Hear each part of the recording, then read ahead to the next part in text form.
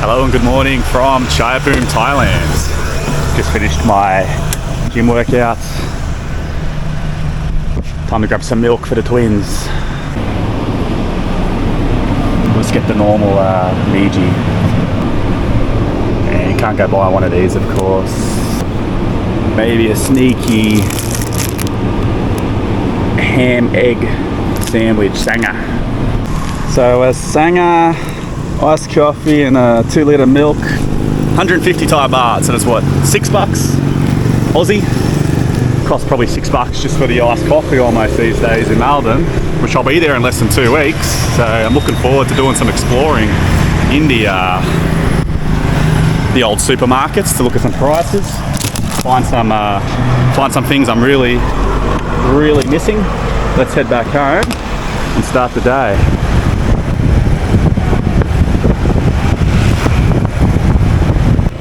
On what would be considered a cycling path here in if I was in Australia. The mountains look so crisp in the distance. I don't know if you can see that.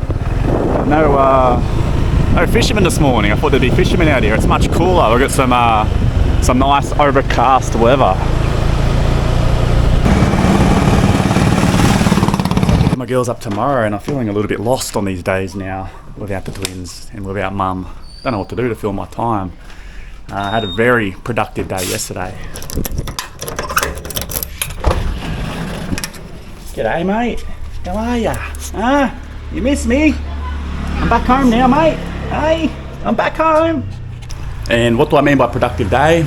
I wasn't doing anything YouTube related. Nothing about my social media stuff. Just doing my own little projects, man. Like, I recorded and released a little members only video yesterday talking about my struggles mentally. Went to the gym, smashed the gym, came back, still wasn't fantastic for the members who are curious. And just got to work, man. Started doing stuff on the computer and I turned my mindset around, putting in some hard yards, really making use of that time. So I'm feeling pretty good now. And I know I'm not out of it now. It'll come back, but yeah. It's my water tank's overflowing. I probably should tell the landlords or something, but I can't be bothered.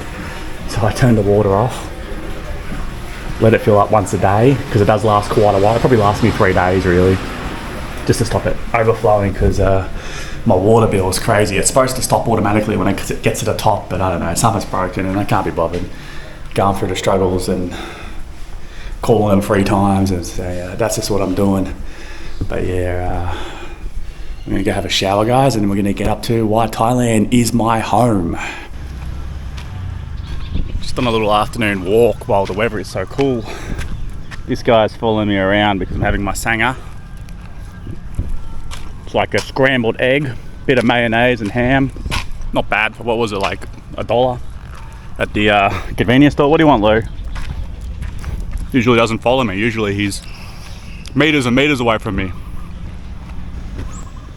Some beautiful flowers that obviously blossom, butterfly, bloom this time of the year.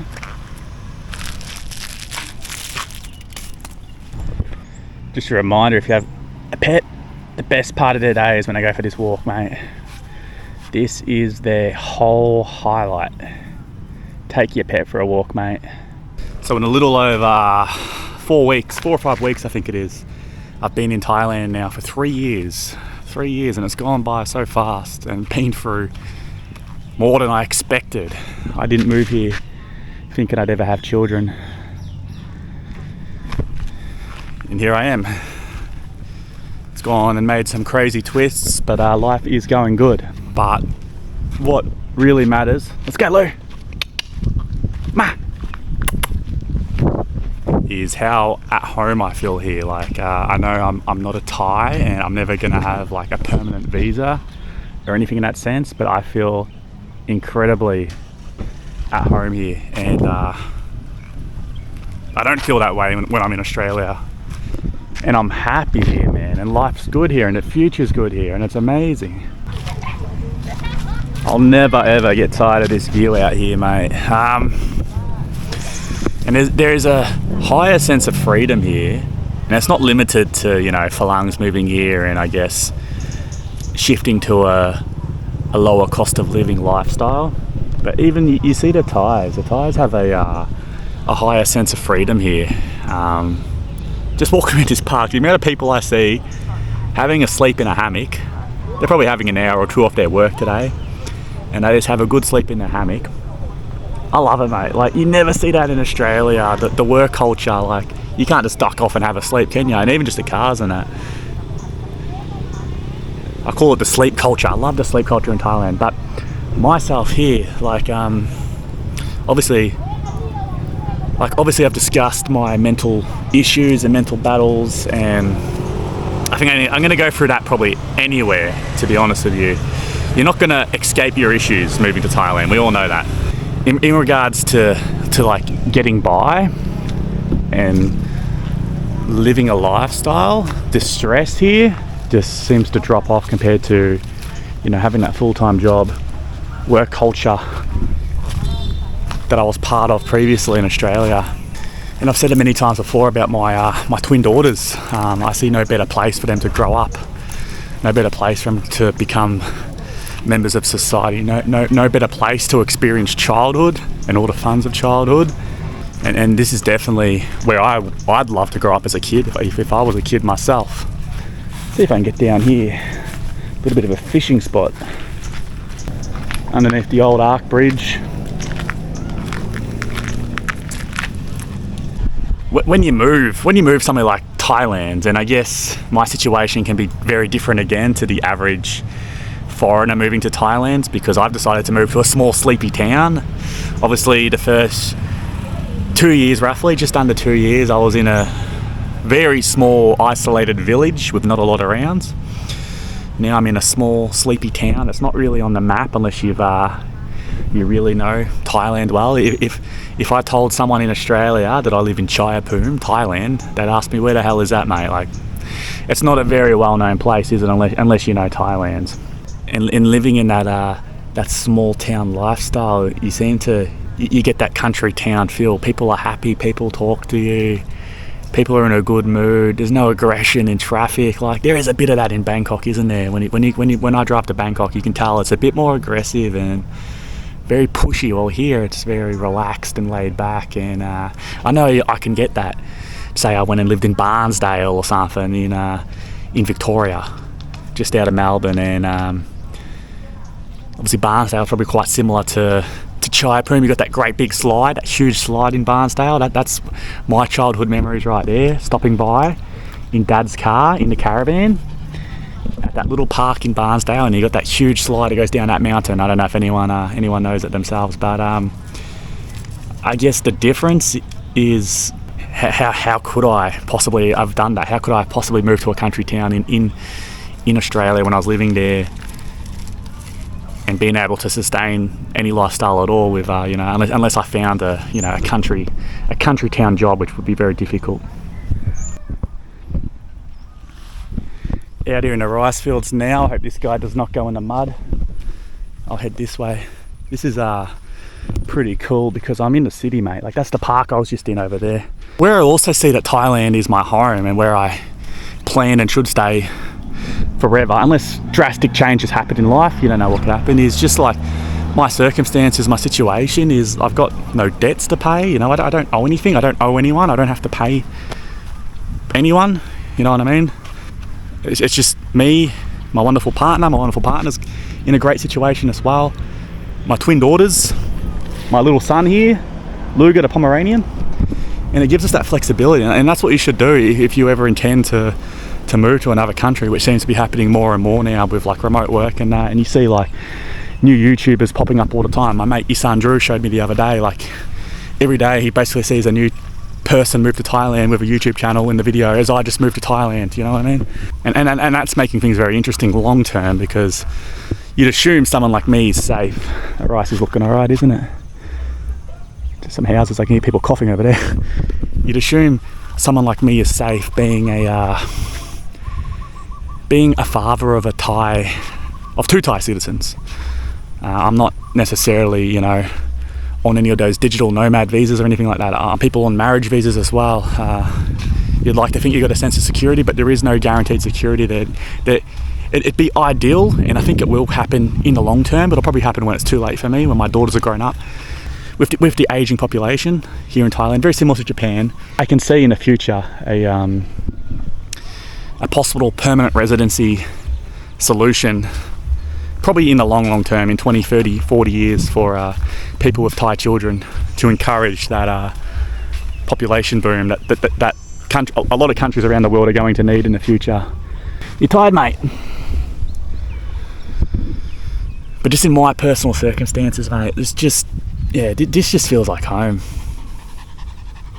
Even when I go to Bangkok, mate, I feel out of whack. I hate Bangkok. It's not for me. But Jaipur, this small sleepy city, this is home for me, mate. This is where I want to be.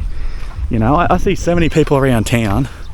I go to the night market, I see all these Thai people, and I tell the girlfriend, that person works at this shop, that person works over here, and she's like, how do you know all these things? I just see these people, you know. I'm very observant. I can't remember people's names very well. I spoke to another Falang American fella at the gym this morning, and he gave me some wonderful advice regarding some things. And I spoke to him previously, but I couldn't remember his name until he told me his name. But he couldn't remember my name either, so that's fine. But I'm very good with the faces. All right, Louie, let's head back to the house, eh? It's very humid.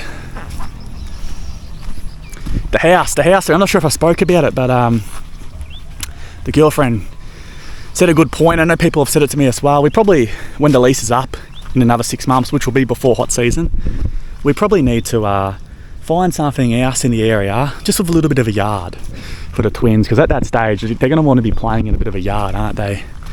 At the moment I've just got the concreted front yard. It's not really ideal for them to play on that, but a little bit of a yard. The dog can run around too, play with his sisters, you know, a little kiddie pool. Hopefully find something with multiple air conditioners, because yeah, it is quite tricky with the one air conditioner, and I'm not willing to pay a fortune to get an air conditioner put in when I don't own the place. So that's the reality of it. It's not like America, it's not like Australia, where the landlord's going to come put in an air conditioner quite easily for you. You're expected to front the costs. You're expected to cover the repair bills as well, with rentals in Thailand as well. Yeah, we're going to get through this, Lou. Jeez, mate. Whose idea was it to walk through the mud? It's very easy as well, I think. And a lot of people want to do this. They want to move to Thailand and not think about anything, just be laid back in the retirement mode. But it's very easy, even for someone young like me, to fall into that little trap where you just not think too much, kick back, relax. But I found myself, since moving here to the city, being a lot more goal orientated, working on a lot more projects in the background. It's always good to have those things on, and really just securing our future here in Thailand, which, I mean, I'm 29 years old. There is no guarantee there, is there, about our future, you know. 10 years is a long time. You know, I could still have another 50 years in me. We don't know. So securing our future, you know, financially, I'm talking, that's something I'm always going to think about. But with the cost of living, and I feel like there's more opportunity here for people, more opportunity for Thais, more opportunity for foreigners as well, even with the rules, the laws, etc., than there would be for you to do something back home. There's no reason for me to stress about that sense and not view this as my long-term home. Now I'm walking on the road like a crazy falang, which I am, aren't I? And here's another part of why I'm not leaving Thailand, mate, because I can't easily take him to Australia. There is no humane way to take my dog to Australia. You got to do like a month's quarantine in Singapore, something like that, or a country equivalent. Then get shipped to Australia, where he's going to do 6 months quarantine with no visitation. Imagine that, locking your dog up for 7 months to get him to Australia from Thailand, because they're concerned about rabies and everything. This guy's had every shot ever under the sun, as per schedule. So I ain't leaving him behind, you know. I'm his whole world. He doesn't know anything but me, you know. And now he's developing a good bond with Daisy, but I'm his whole world. You get a pet, you got a pet for life. There's no rehoming him, nothing like that, mate. I'm there, and I'm not going to let him down. And he is the number one thing that I'll fight for, mate. I'll be eating mama noodles every day for lunch, dinner and breakfast before I leave my dog behind, mate. And his Pomeranians could live up to 20 years, so I'll do it for him. All right, everybody. I'm going to get the house prepared for the twins tomorrow. Hope you're having a great week so far. I'll see you guys next vlog. I'm looking forward to just taking it easy on these vlogs and viewing it as a hobby again, because I feel like I've been taking it too seriously. So I'm just going to lay back and do what I want to do on the vlogs. Cheers, guys.